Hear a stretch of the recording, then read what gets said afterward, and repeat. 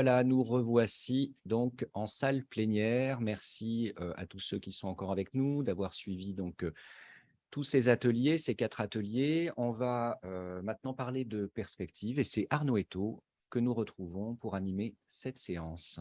Merci Christophe, merci à vous de participer à cette plénière de clôture sur cette matinée riche en informations et en partage sur ce que l'on peut faire sur la valorisation des eaux pluviales.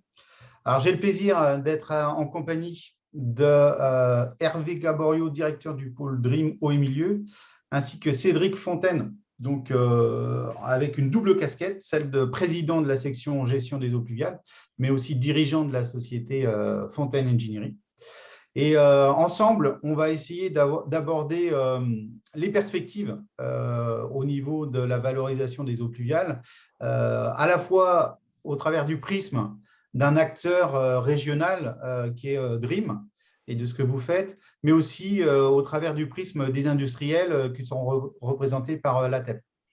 Et pour commencer, je vais donner la parole à Hervé qui va nous faire le distinguo de ce qu'est le pôle de compétitivité France Water Team et nous présenter les travaux de Dream sur la question de la gestion intégrée des eaux pluviales. Hervé, dis-nous tout sur France Water Team. Merci Arnaud. En tous les cas, déjà, merci à Idealco et mon réseau d'eau de nous inviter au terme de cette belle matinée. Voilà, donc je vais effectivement avec plaisir pour vous présenter ce qu'est le pôle Dream dans la dynamique France Water Team. Alors très synthétiquement, il faut retenir, donc il y a eu 3 pôles historiquement dans le domaine de l'eau, nos amis d'Hydreos dans le Grand Est, nos amis d'Aquavallée sur la partie Occitanie Sud-PACA et la partie du pôle Dream Eau et Milieu. Je ne vais pas rentrer dans les détails. Dans le cadre de la phase 4 des pôles, il y a un schéma alternatif qui s'est mis en place, c'est-à-dire que les 3 membres fondateurs ont constitué une fédération désignée par le nom de France Water Team. Et c'est donc depuis 2019 désormais que France Water Team, cette fédération, est le pôle de compétitivité de la filière de l'eau en France. Voilà, très rapidement le vocable. Donc, 3 membres fondateurs, Hydreos, Aquavallée et Dream, principalement installés sur 4 régions, et on a le plaisir donc ensemble d'avoir un écosystème de 460 membres affiliés, donc le propre d'un pôle de compétitivité à la croisée du monde de l'entreprise, de la recherche et de la formation. Et cet écosystème doit donc effectivement utiliser l'innovation comme levier de développement et de différenciation. Quelques mots rapidement, dire les services, c'est l'innovation par les projets, on en parlera dans les minutes qui viennent, c'est l'animation de ce réseau, nos adhérents et nos partenaires, c'est aussi l'accès à l'Europe, la dimension européenne, mieux valoriser les instruments européens, l'accompagnement de la croissance des entreprises et également l'accompagnement à l'international, on l'a vu récemment par exemple avec l'IFAT Munich ou le Forum mondial de l'eau qui s'est tenu à Dakar.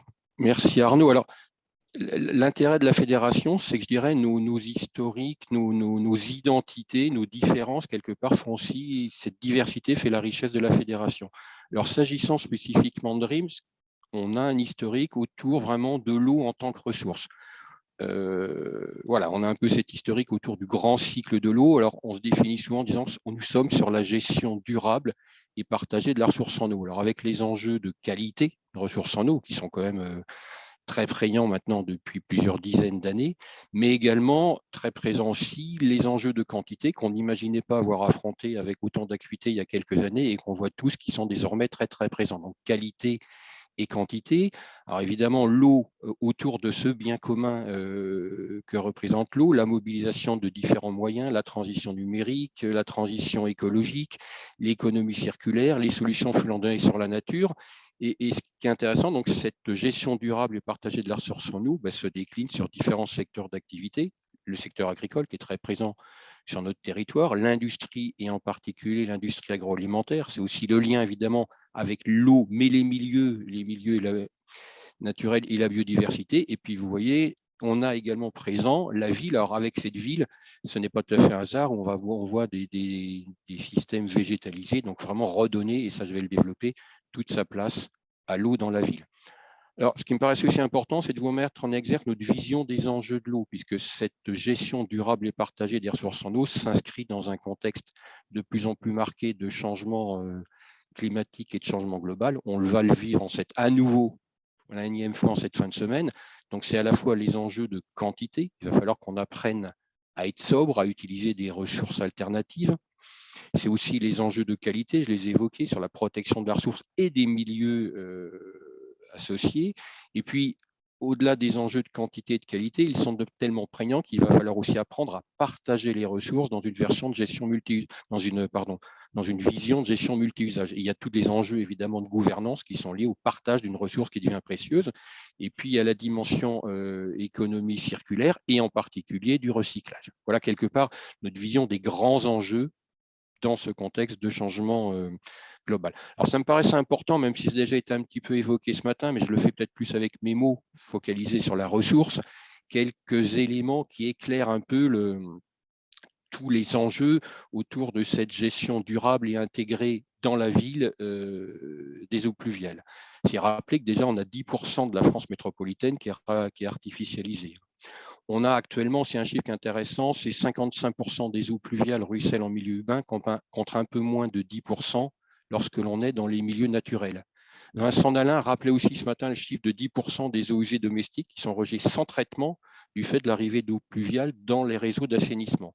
Puis j'ai relevé ce chiffre, on ne va pas s'attacher à 1 degré ou près, mais on va dire 4 degrés, qui est l'écart moyen de température entre les centres urbains et les périphéries. Ça permet de marquer un petit peu les grandes lignes directrices qui vont structurer ces choses-là. Et puis un dernier élément que j'ai repris d'une étude très intéressante que vous pouvez connaître, qui a été menée il y a quelques années et qui va être remise à jour. Là, c'est l'étude Explore 2070. Ce matin, Vincent Nalin évoquait l'impact du changement climatique sur les eaux de surface. Là, c'est une autre dimension qui est évidemment directement liée aussi avec les côtés de désimperméabilisation. C'est les diminutions de recharge des nappes que l'on peut attendre à l'horizon 2070 du fait du changement climatique. Alors, je ne vais pas les décrire un par un, mais vous voyez que les zones en vert où on aura une hausse de la recharge des nappes sont évidemment quasi absentes. En revanche, on commence à voir que la quasi-totalité du territoire va connaître un déficit de recharge des nappes phréatiques. Donc, quelque part, ça permet ces quelques chiffres clés et ces projections à l'horizon 2070 de montrer quelque part toute l'importance de cette gestion durable et intégrée des eaux pluviales. Alors là, j'ai repris aussi des choses qui ont été évoquées ce matin. Ce que je trouve intéressant de souligner, c'est que l'eau qui était quelque part quelque chose qui coulait dans des tuyaux qui n'étaient pas visibles dans l'organisation de la ville, va retrouver toute sa place dans cette gestion intégrée des eaux pluviales. Alors, il va y avoir évidemment déjà avoir la partie réduction des risques, typiquement la réduction du risque d'inondation par ruissellement, mais on voit que l'eau retrouve toute sa place et il y a de la valeur qui est associée à la place que l'on va redonner à l'eau. Donc, j'ai évoqué la recharge des nappes phréatiques, mais on va pouvoir parler de refonctionnalisation des sols qui vont être désimperméabilisés. Ça va être évidemment les aspects de qualité que j'ai évoqués, de limitation de transfert de pollution et d'amélioration de la qualité des cours d'eau. C'est contribuer au retour de la nature en ville. On est également sur des dimensions d'accroître la qualité de vie, améliorer le cadre de vie, créer des îlots de fraîcheur, il y a des dimensions thermiques. Donc voilà, on va redonner l'eau que l'on cachait, va retrouver une valeur dans une vision beaucoup plus intégrée et globale. Et pour ça, on peut compter sur les adhérents de Dream. Voilà. Alors, je vous rappelais, un pôle de compétitivité, c'est effectivement un écosystème d'adhérents à la croisée du monde de l'entreprise, de la recherche et de la formation qui va essayer de pousser l'innovation.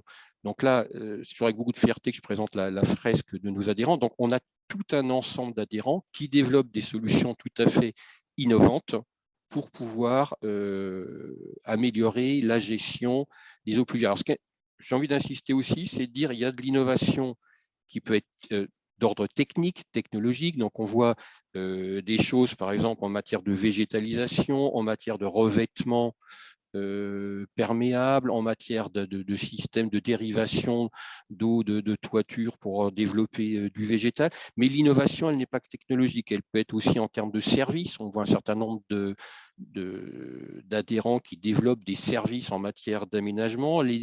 L'innovation peut être également dans le domaine de la métrologie, qui peut être un élément important pour la gestion intégrée des eaux pluviales. Ça peut être en matière d'ingénierie écologique. Enfin, il y a tout un ensemble d'innovations qui vont concourir à l'amélioration et à la gestion durable des ressources en eau. Alors, C'est avec plaisir également que je mentionne, on a eu le plaisir d'accompagner la métropole d'Orléans avec le soutien de l'Agence de l'eau Loire-Bretagne et l'Adopta. Donc, c'est une mission qui s'est terminée. Beaucoup d'entre vous connaissez peut-être Wendy Arnoux, qui avait mené cette mission jusqu'à septembre de l'année dernière. Donc, j'ai juste rappelé des choses qui ont été évoquées déjà ce matin, mais des enseignements qui avaient été remis en exergue avec cette mission d'accompagnement qu'on a vue auprès de la métropole d'Orléans. L'importance du portage politique et par le fait que le sujet soit porté par les élus, ça a été évoqué ce matin. Évidemment, l'important travail, j'allais presque dire prosélytisme, en tous les cas, de sensibilisation et de formation, l'importance de pouvoir également mobiliser l'ensemble des acteurs du territoire. La gestion intégrée des eaux pluviales touche la vie de tous les jours. Elle mobilise énormément d'acteurs. Donc, être en capacité de mobiliser l'ensemble des acteurs et de trouver un langage adapté à chacun de ces acteurs est un élément tout à fait essentiel. La transversalité interservice, ça a été aussi évoqué ce matin. Ce n'est pas que le sujet de la direction du cycle de l'eau, mais c'est la voirie, c'est la qualité de vie, ce sont les espaces verts. Donc, il y a tout un ensemble de services qui doivent faire converger leurs efforts sur ces choses-là. Et puis, le dernier élément qui m'a particulièrement frappé, évidemment, on peut faire beaucoup de documents support, de plaquettes, de choses, mais c'est l'importance des réalisations concrètes, des retours d'expérience qui permettent quelque part de donner une réalité concrète à ces expériences. Donc ça, c'est un point qui m'est paru tout à fait fondamental dans cette expérience qui a été menée. Ce qui permet d'aborder la partie perspective. Voilà, alors très rapidement, j'espère que je suis dans les temps, Arnaud, à peu près. Tout va bien. Tout va bien, tout est sous contrôle. J'ai esquissé 3 axes de perspective qui, vus d'un pôle de compétitivité, me paraissent tout à fait importants. Un point qui d'ailleurs est repris dans l'axe 4 du plan national d'action pour la gestion durable des eaux pluviales de 2021, c'est la nécessaire amélioration des connaissances. Donc, on a évidemment tout un ensemble d'acteurs académiques, universités, BRGM, INRAE, CNRS qui y travaillent, acquérir des connaissances complémentaires pour pouvoir évidemment améliorer cette gestion durable des eaux. Alors, je rappelle, par exemple, dans le cadre du plan d'action, c'est la connaissance sur les rejets de temps de pluie issus des réseaux unitaires, c'est la connaissance des sources de pollution, qui est parfois loin d'être bien connue, où on a été évoqué ce matin, je crois aussi dans certains des ateliers avec beaucoup d'intérêt, les aspects matières en suspension qui sont des porteurs de pollution. Donc, il y a les questions de stratégie de gestion des sédiments qui sont associés. Donc, un premier volet important qui est bien repris, je pense que c'est une bonne chose dans ce plan national d'action, c'est améliorer les connaissances pour être plus efficace dans cette gestion durable des eaux pluviales. Deuxième volet que j'ai déjà évoqué, c'est la dimension innovation. C'est, je vous dis, ça fait partie de l'ADN des pôles de compétitivité. On a eu des beaux exemples ce matin, je pense, dans les différents ateliers. Continuer d'innover au service de cette gestion durable et intégrée des eaux pluviales. Je rappelle ce que je disais il y a quelques instants, l'innovation, elle est évidemment sur des technologies, mais ça peut être aussi de l'innovation sur des procédés, sur des produits, mais également de l'innovation servicielle. Donc l'innovation touche tout un ensemble de domaines. Évidemment, cette innovation doit être encouragée et mise en avant. Un point aussi qui me paraît intéressant, la gestion intégrée et durable des eaux pluviales à l'échelle d'un territoire peut être parfois quelque chose de complexe. C'est du cas par cas. Il faut parfaitement comprendre le fonctionnement de ce système. Et j'ai le sentiment que la transition numérique et le potentiel qui est associé, nouveaux capteurs, IoT, Big Data. Alors, je ne suis pas en train de dire qu'il faut faire un jumeau numérique à chaque fois qu'on doit mettre en place une gestion intégrée des eaux pluviales, mais en tous les cas, j'ai le sentiment qu'un certain nombre d'évolutions liées à la transition numérique peuvent être quelque part des leviers sans doute assez puissants qui pourront également contribuer à l'innovation et au développement de la gestion durable et intégrée des eaux pluviales. Et puis pour conclure cette dimension perspective, et ça aussi, je vous dis, ça a été abordé ce matin en plénière introductive et dans les différents ateliers, c'est vraiment, on est dans une démarche d'évolution et de changement, donc l'importance d'accompagner ce changement. Et j'ai mis en exergue 3 notions qui ont là aussi été bien mises en exergue et qui me paraissent importantes. C'est déjà la dimension transversalité et pluridisciplinarité. On n'est pas sur un sujet d'hyper spécialiste, mais c'est le croisement des points de vue, le croisement des spécialités qui va être un élément essentiel pour arriver à concilier l'ensemble des points de vue et à réellement améliorer les choses. deuxième point qui me paraissait tout à fait fondamental, je vous ai déjà évoqué, alors sans jouer à Saint-Thomas, la force de l'exemple. Les retours d'expérience sont quand même une force de conviction qui est tout à fait intéressante et importante. Et c'est ce qui permet aussi de partager les expériences réussies, partager les difficultés et avancer ensemble. Et donc, ce qui m'amène sur l'importance du travail en réseau. Travail en réseau sur ces sujets-là. Donc, il y a tout un ensemble de réseaux qui ont été créés. On a parlé de l'Adopta, on a parlé du GREI. Bon, je dis, nous, on est également en train d'initier un réseau de collectivités au niveau de la région Centre-Val de Loire. Cette dimension de partage, à chaque fois que j'en discute, notamment avec des collectivités et différents acteurs, ce besoin de partager les choses, de partager les expériences, me paraît tout à fait essentiel et ça me paraît assez normal sur un sujet puisqu'il touche la vie de tous les jours avec différentes dimensions. On a parlé d'amélioration du cadre de vie, lutte contre le changement climatique, îlot de fraîcheur. Donc la partie réseau-partage me paraît tout à fait essentielle dans un monde qu'on a voulu parfois présenter comme un peu cloisonné. Je pense que la gestion intégrée durable des eaux pluviales va un peu à l'encontre et montre ce besoin de réseau et de transversalité. Eh ben, écoute, les matinales de l'eau sont un exemple frappant de la Exactement. volonté de partager les retours d'expérience, partager l'information et c'est un peu l'ambition de cette matinale de l'eau, comme c'est l'un des 3 ambitions de l'ADN du média monréseaudeau.fr.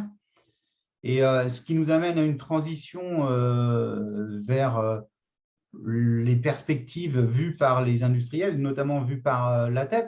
Donc, peut-être, Cédric, avant de parler de perspectives, resituer qui est l'ATEP, qu'est-ce que l'ATEP, rapidement, non? Ouais. Bonjour à tous. Merci d'avoir convié l'ATEP à cette matinée, ATEP que je représente aujourd'hui. Alors, l'ATEP, le signe veut dire acteur du traitement d'eau à la parcelle.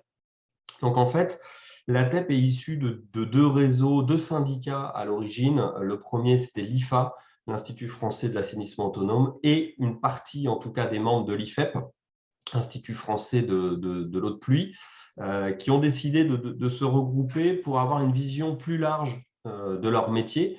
L'assainissement autonome, c'était lié sur des filières et pareil pour l'eau de pluie. On a dit non, il faut une gestion plus large parce que tous les éléments vont interagir les uns avec les autres et c'est comme ça que l'ATEP est née. Vous allez voir d'ailleurs dans le slogan, c'est stocker, traiter, valoriser les eaux de la parcelle. Donc l'idée, c'est d'aller un peu plus loin ou un petit peu différemment des eaux à la parcelle. Il y a aussi les eaux issues de la parcelle, d'où le recyclage d'eau grise, etc., qui font partie de notre ADN. Donc notre ADN, donc, à l'origine, le traitement des eaux usées, séparation à la source et assainissement autonome, qui peut être aussi une source d'eau, hein, si ces eaux assainies peuvent peut-être demain servir à faire de l'arrosage au goutte à goutte de plantation, ça sera autant de volume économisé. Récupération, stockage et traitement des eaux de pluie, on est en plein dans la thématique, mais aussi demain, travailler sur tout ce qui est valorisation des eaux non conventionnelles. On sait que si on veut continuer à pouvoir avoir de l'eau à disposition, il va falloir utiliser ces eaux peut-être plusieurs fois. Alors, ça a été évoqué ce matin, mais je pense aux eaux grises, les eaux de salle de bain, une eau de douche qui pourrait être recyclée pour servir pour alimenter des toilettes. Il y a des expérimentations qui sont mises en place. On a des voisins européens qui le font. Et c'est aussi là-dessus que l'ATEP veut travailler. Et donc, qui compose l'ATEP, justement? Alors, justement, l'ATEP, il y a des membres, on va dire, sur tout le cycle. Il va y avoir des bureaux d'études. J'en fais partie, mais il y en a d'autres. Donc, on va plutôt travailler en amont des projets. Il y a bien sûr des fabricants. Alors, des fabricants, c'est assez large. On va avoir des gens qui vont faire de la toiture végétalisée. On va avoir des fabricants de produits, de cuves, de systèmes d'unités de traitement des eaux, d'infiltration. On a des gens qui font des jardins de pluie, ce type d'activité. On va avoir aussi des installateurs. Et on va aller jusqu'à des sociétés de services qui, elles, vont s'occuper de la maintenance, de l'entretien de ce matériel. Donc, on a vraiment une vision large de la conception jusqu'à l'entretien du produit. C'est une des volontés de l'ATEP d'avoir cet élargissement. Vous voyez, il y a Soprema, par exemple, qui vient d'intégrer l'ATEP, qui est à l'origine un étancheur. On se dit, qu'est-ce que vient faire ce préma? Mais la toiture végétalisée a un impact sur la gestion de l'eau. Donc, on veut vraiment avoir une vision la plus large possible avec tous les acteurs qui peuvent avoir, de par leur métier, un impact sur cette gestion de l'eau à la parcelle. Ce qui nous permet aussi de pouvoir derrière créer des produits ou en tout cas s'apporter des idées les uns les autres. Vous verrez sur le CGLE, il y a un des acteurs qui propose une solution 3 en 1, récupération, rétention, infiltration d'eau dans la même unité. C'est dû à des échanges qu'on a pu avoir entre nous. Alors, au niveau des constats, qu'est-ce que vous avez, vous, tiré dans vos groupes de travail respectifs, les constats que vous faites sur la valorisation des eaux pluviales? Alors, on a déjà du positif.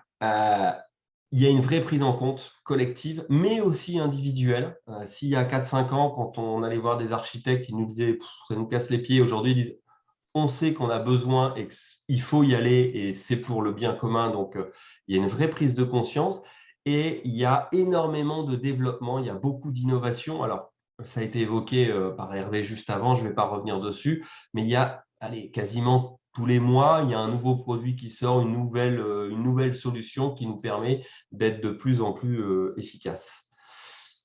Malgré ça, il y a quand même quelques freins qu'on a remarqués.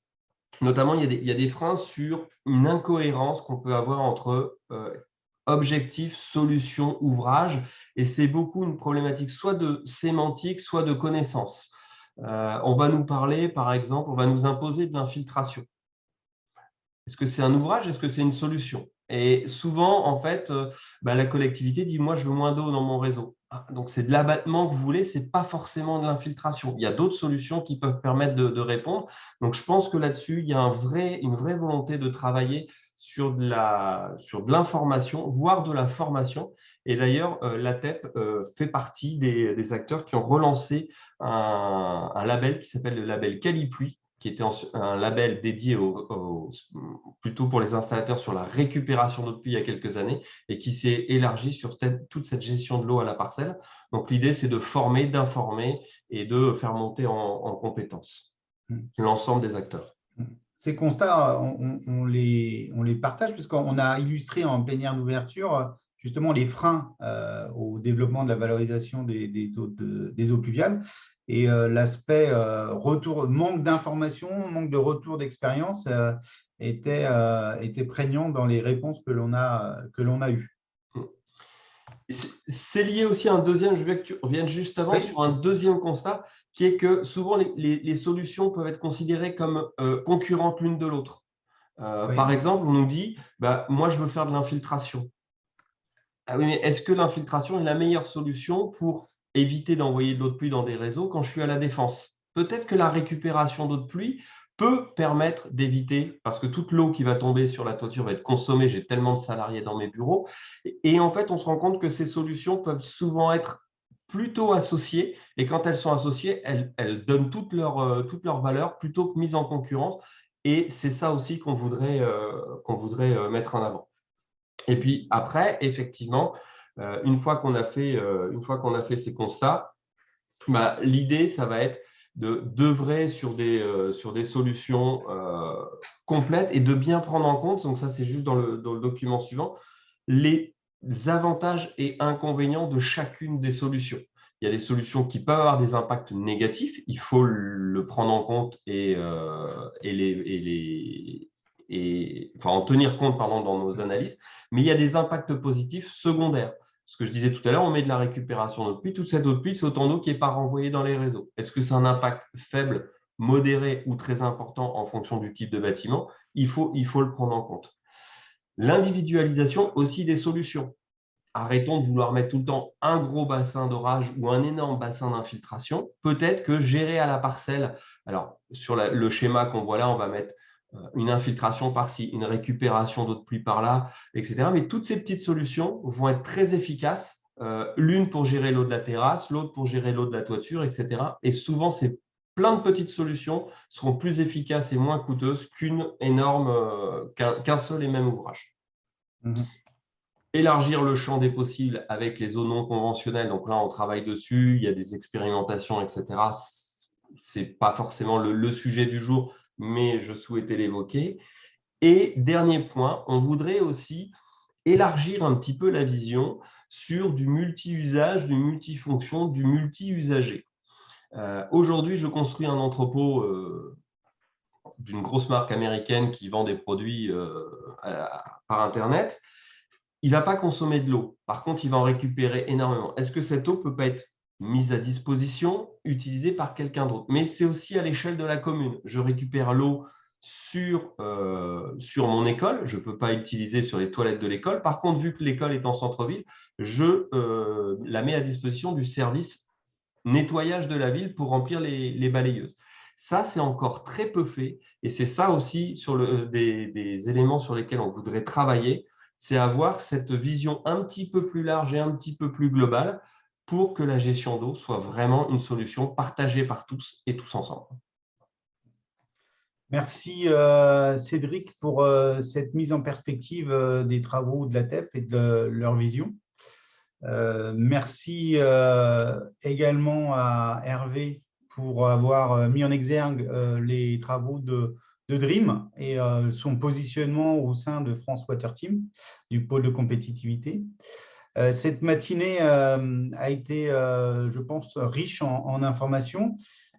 Beaucoup de choses ont été dites et redites sous différents angles. Hein. C'est un peu ce qu'on disait tout à l'heure, Hervé, en aparté de cette plénière de clôture, où l'impression était de redire un peu la même chose, mais finalement, on sent bien que tout le monde converge vers les mêmes solutions, en tout cas vers une obligation de préserver la ressource, tant en qualité qu'en quantité. Et on voit bien qu'aujourd'hui, le climat impose sa loi et nous impose de nous adapter et de trouver les solutions qui nous permettent de vivre de manière sereine.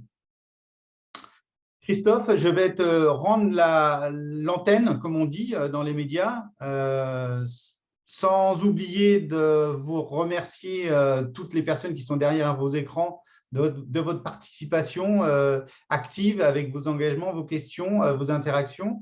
Nous aurons le plaisir de nous retrouver au mois de novembre pour la 8e matinale de l'eau qui portera sur le sujet de l'autosurveillance. Donc, on va débuter le travail et on va, comme d'habitude, vous envoyer un questionnaire pour affiner l'angle et les sujets qu'on doit aborder sur cette matinale de l'eau. Je remercie toutes les équipes techniques d'Idealco qui se cachent derrière les écrans aussi pour faire que cette matinale de l'eau soit un succès technique. Donc, merci Christophe et tes équipes. Je pense à Marie, je pense à Héloïse et tous les autres sans vouloir les oublier. Et puis, je remercie tous les intervenants qui ont pris le temps de s'arrêter un moment et de travailler à une présentation pour faire passer des messages. J'espère que tout le monde aura apprécié le travail de chacun. Je rappelle que tous les supports de présentation sont disponibles sur monréseau.fr, sur la page dédiée à la matinale de l'eau d'aujourd'hui, que les replays seront aussi disponibles sur la plateforme Idealco et sur la plateforme monréseau.fr. Et qu'on va rédiger un article de synthèse idéalement diffusé fin de semaine prochaine. Voilà, j'ai dit à peu près tout ce que je voulais dire dans le temps imparti. Christophe, si tu veux ajouter quelque chose. Merci beaucoup Arnaud. Remercier monréseau.fr pour cette co-organisation, l'animation, et puis remercier aussi nos sponsors, Frankish, Cerib, Graf, Stradal, nos partenaires, la FNCCR, le ministère de la Transition écologique et de la cohésion des territoires, l'Agence de l'eau Loire-Bretagne, l'ATEP, le pôle Dream et French Water Team. Et puis, vous donner rendez-vous peut-être à Rennes, fin janvier, pour se retrouver enfin 29 et 30 juin, donc pour notre carrefour des gestions locales de l'eau. J'espère une édition où on va pouvoir, plus que se retrouver, continuer à se former, retrouver nos salles d'atelier, retrouver le présentiel. Je vous invite donc toutes et tous le mercredi soir 29 à 18h30 sur le stand d'Idealco, donc dans le hall 5, face au village territorial, pour un grand blind test géant. On pourra aussi décompresser. Et puis, derrière ce blind test, à 19h, vous aurez un verre de l'amitié qui vous attendra. Voilà, donc je vous dis à très vite. Arnaud. Merci. Merci à tous et rendez-vous au Carrefour de l'eau à Rennes.